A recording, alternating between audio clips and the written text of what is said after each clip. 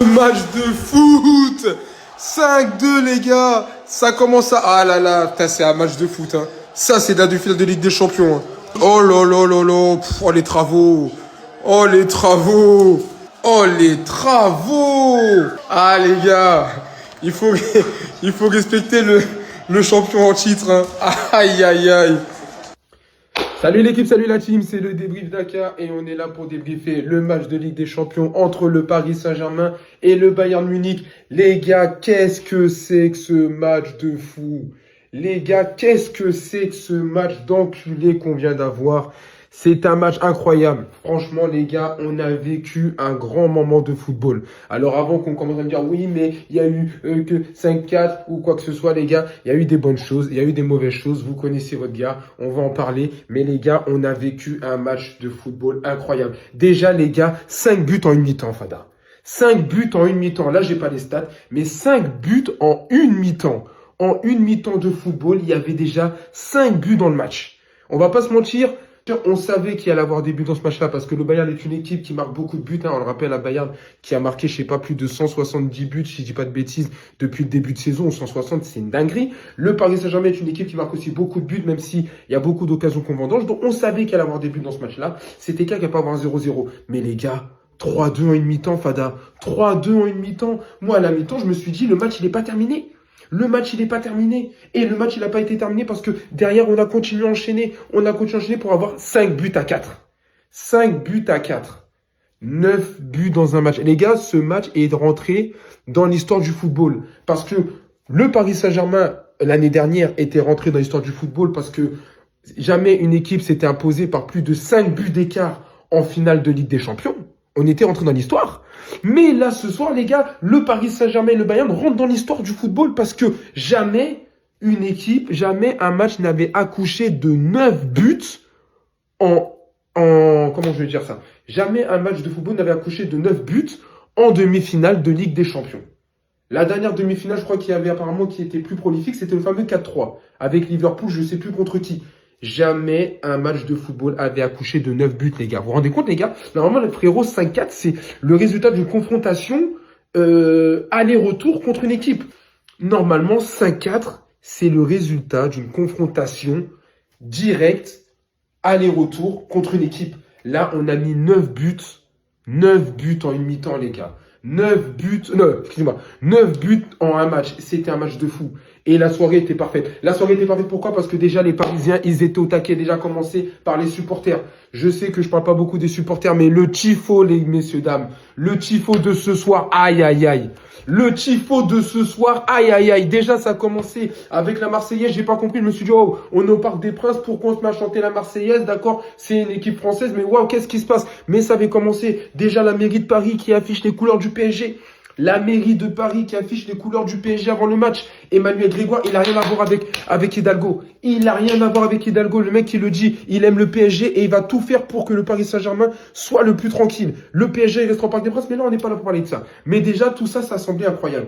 La mairie de Paris qui affichait des couleurs à l'effigie du Paris Saint-Germain. C'était impressionnant. Mais le tifo de ce soir, messieurs, dames, il n'y a rien à dire. Et les Marseillais qui vont parler, fermez votre gueule parce que le tifo de ce soir, il n'y a rien à dire. Les superbes cadres en mode les tableaux du Louvre, de l'Élysée, de je sais pas quoi, c'était incroyable. Les tableaux en tifo étaient incroyables. Le tifo ce soir, oh là là là là, le travail des supporters était magnifique. Les feux d'artifice, les fumées bleues, rouges, c'était incroyable. Donc déjà, on était dans une atmosphère de match impressionnant. Et le match a bien commencé. Alors, le Bayern a commencé d'entrée très difficile. Et on a bien sûr, effectivement, on a galéré, hein, puisque au final, on l'aurait pas dit, mais c'est Pacho qui provoque un penalty. Et donc, du coup, là, Harry Kane face à Safonov.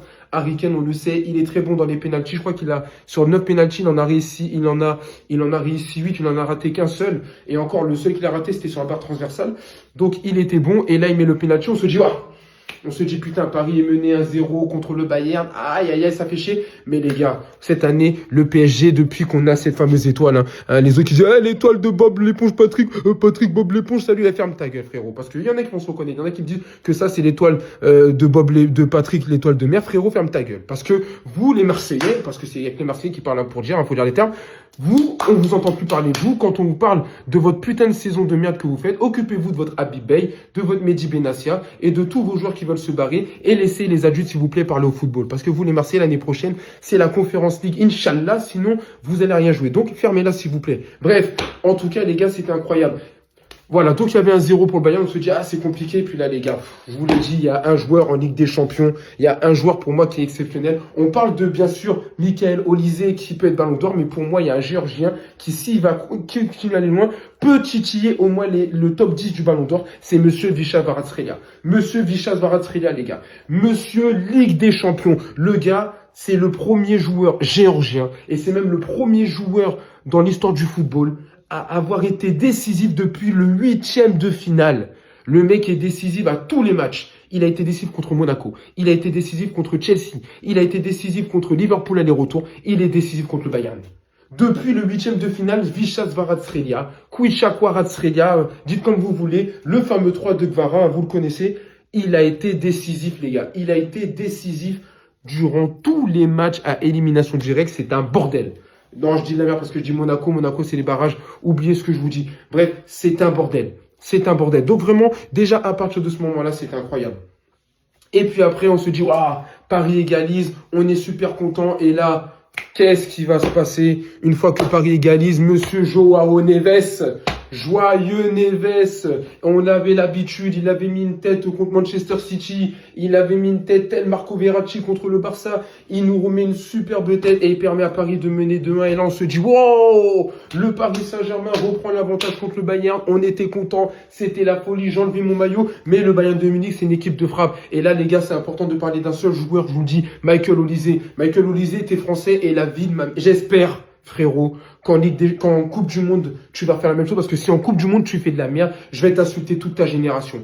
Parce que tu peux pas faire le match de foot qui nous a plongé avec le Bayern Munich. Et quand ça va être la Coupe du Monde et que tu as porté le maillot français, t'as pas intérêt à faire de la merde. Moi, je veux voir le même Michael Olise. Moi, je veux bander sur le même Michael Olise en Coupe du Monde, les gars. Parce que c'était incroyable. C'était, moi, je vous ai dit, c'était mon joueur danger. Et c'est le joueur danger parce que quand il est arrivé devant la surface de réparation, qu'il a fait un slalom, il a mis une frappe, c'était but. Il a mis une frappe, c'était but. Voilà. Et là, c'était l'égalisation. Tu te dis, putain, ça y est, un match de fou. Paris-Bayern, ça tire de tous les côtés, de partout. Et le penalty. Et venez pas me dire, oui, mais je m'en bats les couilles. Le penalty, la main de Davis. Tu vois, à un moment donné, il y a eu une autre action, je sais plus c'est laquelle. Pavlovic, il avait les mains dans le dos. Et quand il s'est retourné, Pavlovic ou Stanisic, non, c'est Pavlovic, ça a touché un peu le dos, mais les mains étaient collées. Donc là, il n'y a pas penalty. Mais là, quand Davids, je sais pas, Alfonso de son prénom, il lève le bras comme ça, même si ça touche la cuisse, le ballon, il frôle juste la cuisse. Le ballon, il ne rebondit pas sur la cuisse pour aller sur le truc. Le ballon, il frôle juste la cuisse, il va sur la main, et il y a main. Donc penalty. Et là, je me suis dit, putain, Kvara, faut que tu le mettes parce que t'es Monsieur Ligue des Champions. Ousmane Dembélé a pris le ballon. Je me suis dit, oh, Ousmane, la dernière fois que t'as mis un penalty, tu l'as raté. Mais là, il a mis un super penalty, les gars. Il a mis un penalty et on revenait à la mi-temps avec 3-2. Le PSG revenait avec l'avantage chez lui et c'était important. Et là, on s'est dit, oh, le match de fou. Et après, les gars, là, on rentre dans le multivers. Là, on rentre dans le multivers parce qu'on revient à 3-2. Et là, les gars, c'est le festival parisien. Le festival parisien, pourquoi? Parce que Monsieur Vichas Kvaratskhelia, sur un débordement d'Achraf Hakimi, Ousmane Dembélé qui laisse logiquement passer le ballon et Vara qui prend le ballon comme ça, première intention, sans frappe. C'est l'explosion. C'est l'explosion. Le PSG mène 4-2, tu te dis, waouh, c'est le bordel. Deux buts d'avance sur le Bayern, on est content. Et puis après, là c'est l'action incroyable. Je crois que c'est 6 minutes plus tard, même pas, peut-être 2 minutes, un truc comme ça, ou 4 minutes plus tard. Dembélé, cette fois-ci sur une passe de Désiré Doué, il met une frappe du droit, du gauche, et le ballon touche le poteau, il rentre. Oh là là là là, les travaux. Et pourtant, les gars, avant, en première période, Dembélé, il rate un face-à-face. Il rate un face-à-face de fou, où il est face à Neuer, il met un ballon qui je sais pas où. Et moi, je dis quoi à mon pote? Je dis, tu vois, Kvaratskhelia, s'il met ce face-à-face, il le met. Et après, derrière, il met le but, on connaît un peu l'histoire. Mais là, Dembélé, il te met une frappe. Oh là là là là là là. La frappe était incroyable. La frappe était incroyable sur le poteau. Et à ce moment-là, je me suis dit, pouah, c'est un match de fou. On est en train de gifler le Bayern Munich, mais c'est le Bayern Munich. Et à l'issue de Kimmich, qui est un très très bon joueur, on le sait, Kimmich, il a un très très bon pied sur les coups de pied arrêtés. Upamecano, encore un Français, met une tête. Le Bayern revient à 5-3. Ah, ça fait chier, mais en même temps, c'est Bayern Munich. Et après, il y a le 5-4. Mais le quatrième but, il est normal. Le quatrième but, Luis Diaz, il est en 1 contre 1 face à un défenseur et Safonov. Il fait une feinte de frappe. Il frappe dans pas petit filet, mais il frappe sur le côté opposé. Safonov ne peut rien. Et les gars, c'est normal, ça fait 5-4. Mais par contre, après, on a tenu. Et ça, c'était très très beau. C'était une belle soirée parce que même les paris sportifs sont passés, frérot. Même les paris sportifs, je me suis dit, allez, vas-y, je me lâche, mais n'importe quoi, c'est passé. Vara décisif, c'est passé. Olysée décisif, c'est passé. Les deux équipes marquent entre le PSG et le Bayern, c'est passé. Plus de 3 buts dans le match, plus avec 2 buts du Paris Saint-Germain, c'est passé. Et la victoire du PSG, parce qu'il fallait jouer la victoire de mon club, elle est passée. C'était incroyable. La seule chose qui va peut-être passer la semaine prochaine, c'est la qualification du PSG. Mais sinon, ce soir, les gars, je vous dis, j'aurais mis 100 € sur tous les tickets. J'aurais fait un SMIC. Après, c'est facile de parler, hein, forcément, parce que c'est passé. Si c'était pas passé, j'aurais pas fait le fanfaron. Mais j'aurais porté mes couilles. J'aurais pu taper un SMIC ce soir et j'aurais été bien. On aurait été bien, les gars. On aurait été même très très bien. Pour mon anniversaire qui arrive dans moins d'une semaine, on aurait été, enfin, dans un peu plus d'une semaine maintenant, on aurait été très très bien. Mais bref, peu importe, les gars, on n'est pas là pour parler de mon anniversaire. C'était un match de folie. C'était vraiment un match. Alors oui, il y aura un début free-to-play, mais c'était vraiment un match de folie. Et le 5-4 est important. Voilà, le 5-4 est important parce qu'on va aller au Bayern avec une avance, mais surtout parce que on gagne chez nous. Parce qu'on le sait, le Bayern, on a beaucoup perdu contre le Bayern. En Ligue des Champions, on a plus perdu contre eux que gagné. Et ça fait quand même plaisir de finir ce match avec une victoire parisienne. Alors oui, c'est 15-5-4, mais les gars, je ne vais pas vous mentir, même s'il y avait 5-3, ça aurait été pareil. Les gars, on parle du Bayern. On parle de la demi-finale de Ligue des Champions. Donc moi, j'allais même dire à mon pote, même s'il y avait 5-3, ça voulait rien dire. Tu joues contre n'importe quel club, tu marques 5-3, tu te dis, ouais, t'es bien. Tu te dis, t'es bien. Comme contre Chelsea, ouais, t'es bien. Le Bayern de Munich, avec la puissance de frappe offensive qu'ils ont, tu peux même leur mettre 4 buts d'avance, ils sont capables de rattraper les 4 buts. Donc ça ne voulait rien dire.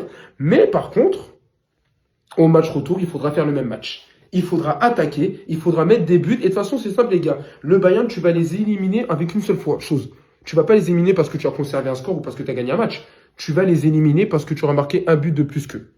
Le Bayern, tant qu'on marque un but de plus que le Bayern, on va les éliminer. Si on marque pas un but de plus que le Bayern, même un match nul, bon, un match nul chez eux, avec la victoire qu'on a là, ça nous gagnerait. Mais il faut marquer un but de plus pour être sûr de les éliminer. Parce que même un match nul, ça peut sentir mauvais. Ça peut sentir mauvais. Donc voilà les gars, donc franchement, il ne faudra pas parler chinois mercredi, mais en tout cas, les travaux étaient incroyables. Donc la composition, je pense que voilà, vous l'avez compris. On avait une composition presque Ligue des Champions, mais te dire Safonov dans les cages, Marquinhos, Pacho en charnière centrale, Hakimi à droite, Nuno Mendes à gauche. Le milieu de terrain, Vitinha, Warren Zaïre-Emery et João Neves, puis que Fabien Ruiz revenait un peu de blessure. Et puis une attaque, Dembélé, Kvara, Doué. Voilà. Donc c'était une composition qu'on connaissait et les travaux ont été faits. On passe directement au débrief P2P. Pas besoin de faire de happening. Et P2P, ben voilà, Safonov, comme je l'ai dit. Oui, il a pris des buts ce soir. Oui, il en a pris 4. Mais personnellement, sur les buts qu'il a, peut-être la tête d'Upamecano, où on peut chipoter, mais il pouvait pas grand-chose. Il prend un penalty, il prend un but de Diaz à bout portant, alors que Diaz, il est en un contre un face à un défenseur. Il prend le but d'Olysée, mais but d'Olysée, quand il rentre comme ça dans la surface, ça fait pratiquement but. On va pas se mentir. C'est très, très rare qu'Olysée, au niveau où il la rate. Mais par contre, quand il a dû faire des arrêts, il a fait les arrêts qu'il fallait. Il a fait les interventions. Il a sauvé une très, très belle action sur une frappe d'Olysée avant son but justement. Donc franchement, Safonov a fait un très très bon match. La charnière centrale, Marquinhos a fait un bon match. Marquinhos a fait un match de titan. Même s'il a été un petit peu battu ou quoi que ce soit, il a quand même fait un match de titan. Ça a été un très très bon Marquinhos. Pacho, Pacho, quel défenseur. Alors oui, vous allez me dire, oui, il a fait un penalty, mais même le penalty, tu sens que il est pas très très loin de toucher juste le ballon. Malheureusement, ça arrive, il provoque un penalty, mais Pacho, quel défenseur. Quel défenseur. Il a collé Harry Kane, il ne l'a pas lâché une seconde. C'était incroyable. Pacho est vraiment l'un des meilleurs défenseurs du monde. Je veux rien entendre. À l'heure actuelle, c'est l'un des meilleurs défenseurs centrales du monde. Pacho, incroyable. Nuno Mendes, ça me fait mal de le dire, mais Olysée lui a fait l'amour. Alors en première période, Olysée a fait l'amour à Nuno Mendes, mais d'une façon, c'était incroyable. En deuxième période, il s'est un peu réveillé, mais Nuno Mendes, ça n'a pas été truc. Mais en même temps, les gars, il revient de blessure. Il revient de blessure, donc moi je pense qu'on aura peut-être un meilleur Nuno Mendes au match retour. Achraf Hakimi a fait un très bon match. Il a fait une passe décisive. C'est lui qui fait la passe décisive pour le deuxième but de Kvara. Donc très très bon match de Achraf Hakimi. Justement, je n'en ai pas parlé. Là, ça va être très important. Ça va être un peu la récupération de tous les joueurs blessés. Parce que Nuno Mendes, on a vu qu'il est sorti. Kvara, on a vu qu'à un moment donné, Layman, il est sorti. Hakimi, il est sorti. Il ne pouvait même plus courir. Ça, c'est inquiétant. Ça va vraiment être la récupération des joueurs qui va être intéressant. Mais voilà, en tout cas, Hakimi, il a fait un bon match. Au milieu de terrain, j'ai pas besoin d'en parler. Vitinha, Vichigot, heureusement qu'il était là. Ça, c'est pas la même. Quand il y a Vitinha, le jeu du PSG, c'est pas le même. Pour récupérer des ballons, pour avoir des transmissions, pour temporiser, pour faire des bonnes relances, c'est vraiment très important d'avoir Vitinha. Joao Neves, en plus d'avoir fait un match exceptionnel, il nous marque un superbe but. C'est lui qui permet à Paris de reprendre l'avantage de 1. Et franchement, ce joueur-là, dans les gros matchs, il est toujours présent. Joao Neves, c'est un joyau. C'est un joyau Neves. Et Warren Zaïre-Emery, match de titan. Match de titan aussi. Match de titan, il a montré son physique. J'ai beaucoup aimé le match de Warren. Alors que Fabien Ruiz, quand il est rentré... Mais Fabien Ruiz, j'ai pas trop aimé son match. Il a pas fait un match dégueulasse, mais il était un peu bizarre. Mais après, il revient de blessure, donc on va pas le critiquer. Donc voilà. Et puis après, les attaquants, les gars, qu'est-ce que vous voulez que je vous dise? J'ai connu des matchs où je critiquais l'attaque. Là, il y en a déjà Désiré Doué, même s'il n'a pas marqué des buts, il a été dangereux à toutes les occasions vraiment. Et il fait quand même 2 passes décisives ce soir. Donc c'est 2 assists pour Désiré Doué, mine de rien. C'est pas un match dégueulasse. Ousmane Dembélé, il commençait à nous faire des Ousmane Dembélé, je commençais à devenir fou, j'ai même à un moment donné jeté ma chaussure parce que je me suis dit, qu'est-ce que tu nous fais sur le face-à-face, mais derrière, il te met le penalty avec un superbe sang-froid, il te met un superbe but et tu te dis, et Ousmane Ballon d'Or, et Ousmane Ballon d'Or, et Ousmane Ballon d'Or, et Ousmane Ballon d'Or, et puis là, Kvaratskhelia, les gars, je vous l'ai dit, Monsieur Ligue des Champions, Kvaratskhelia, Monsieur Ligue des Champions, Monsieur Ligue des Champions, Kvaratskhelia. Les travaux de Kvara. Sa spéciale, il nous a encore fait sa spéciale contre Neuer et c'est passé dans la surface de réparation, hors de la surface de réparation. Dès qu'il fait ça, c'est spécial, ça passe, c'était magnifique. Et le deuxième but, il te le met comme ça, frappe en première intention, c'est Kvara, il est en pleine bourre, il est en pleine puissance. Tu lui ouvres les buts, tu sais que ça va cadrer. Magnifique, magnifique. Le doublé de Monsieur Kvaradona. Et voilà la team. Après, il y a eu la rentrée. Mayoulou a failli nous refaire une finale de Ligue des Champions. La frappe qu'il nous met, c'est exactement la même team en finale de Ligue des Champions. Sauf qu'en finale de Ligue des Champions, ça rentre. Là, ça tape la barre. Mais Mayoulou a failli nous refaire exactement la même frappe. Ça aurait été incroyable. Alors là, que Mayoulou remarque le dernier but contre un club en Ligue des Champions, ça aurait été impressionnant. Mais malheureusement, il n'a pas réussi. Fabien Ruiz, j'en ai déjà parlé. Lucas Hernandez est rentré, il n'a pas fait un match non plus dégueulasse, mais bon, Lucas Hernandez, c'était pas Nuno Mendes. Et après, il y a Barcola qui est rentré. Barcola, j'ai pas trop aimé son entrée. Son entrée était quelconque.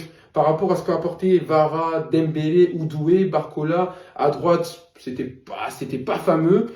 À gauche, c'était à peine bien. Voilà, en tout cas, les gars, le débrief est terminé. J'ai pas fait 20 minutes youpi. En tout cas, c'était vraiment un match incroyable. Les gars, rendez-vous mercredi prochain.